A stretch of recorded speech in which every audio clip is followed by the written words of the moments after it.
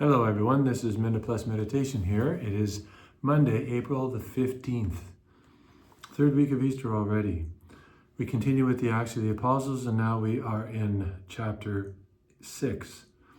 So Stephen, full of grace and power, did great wonders and signs among the peoples, and then these individuals, Cyrenians and Alexandrians, they try to best Stephen in arguments and they can't. So rather than admit defeat or a good argument, like they might if they were men of integrity, they secretly instigated some men to say, "We have heard him speak blasphemous words against Moses and God." And so Stephen, they set up false witnesses. So they're a bunch of liars. They're men who lack integrity. They lack the basic fundamental qualities to be good human beings. We would say they're just dishonest. But they're fundamentally dishonest. They lie. They actually lie. And sometimes we have to emphasize that word. And it's really tragic to see because these men, this is the kind of people who love the darkness. You know, you'd say, well, maybe they're just so devout and zealous that they can't. No, they're intentionally blind.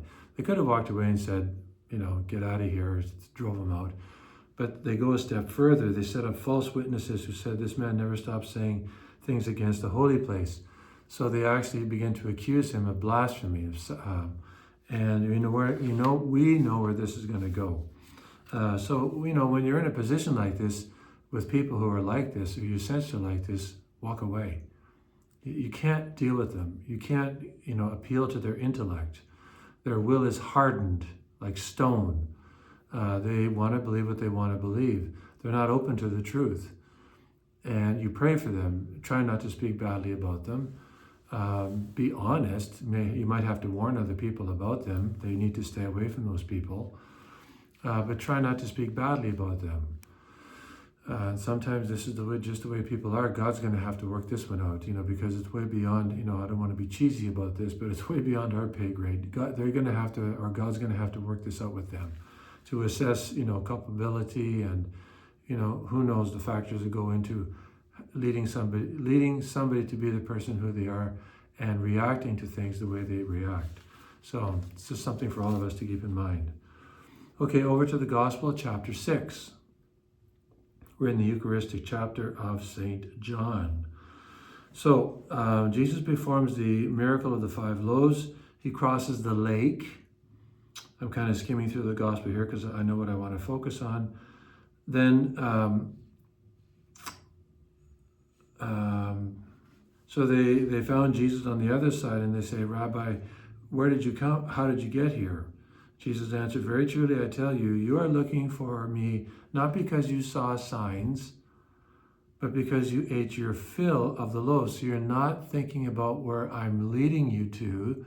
The signs should lead you to conclude that I'm the Messiah. That's the only reason I do signs for you. Did you ever think about that? That's the reason why Jesus does signs. So they point to him. They're not just to make some sort of earthly paradise, as if this can exist without Jesus. It can't. So he performs signs for a purpose, a very intentioned, specific purpose. Jesus heals somebody. It's not just so they can just bounce around back in their health again, so that they can glorify God and actually conclude ultimately that he is the Messiah. Think about that. And that's a good thing, actually. It's not it's not in any way a bad thing. But sometimes we just take the gift and we run away with it.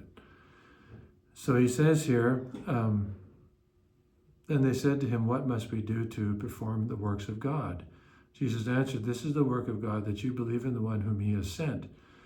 Because you see, they basically, to back up a bit, do not work for food that perishes, but for the food that endures to eternal life, which the Son of Man will give to you. See, Jesus wants to flood them with blessings. He wants to give them the gift of eternal life. What do they want? They want material things. They want power. They want money. And you and I were like this. I can't remember the 4 things that St. Thomas Aquinas said. All of us are subjected to or attracted to power, fame, money, and pleasure. I think these are the 4 things. And we have, and one of those things becomes our idol. None of us escapes this. One of this rises to the surface.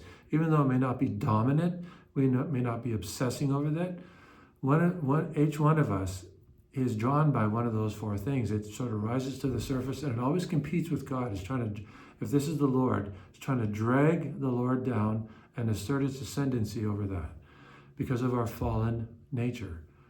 So listen to these words of Jesus. Do not work for the food that perishes, but for the food that endures to eternal life. The one that I want to give to you. That's why I'm here. So let us all pray that Jesus, we work for the food that endures to eternal life. God bless you.